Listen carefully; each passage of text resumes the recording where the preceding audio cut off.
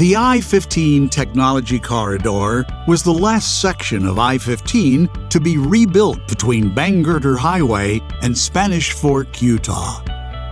Increased development and rapid growth within the area led to traffic congestion, impacting drivers and surrounding communities. In addition, many of the bridges in this 4.4-mile section of I-15, built in the 1960s, had reached the end of their service life.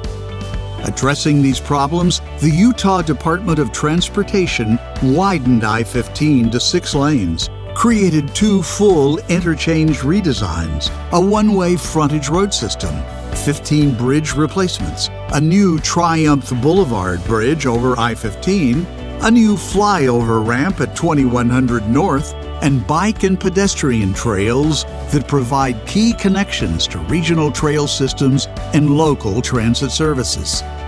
Throughout design and construction, the project team worked with stakeholders to improve the environmental, social, and economic sustainability of the project. These considerations included the size of the project footprint, impacts to local transportation systems, and business access throughout construction. The American Society of Civil Engineers is proud to recognize I-15 Lehi, Maine to State Route 92 Technology Corridor as a 2022 OCEA Honor Award.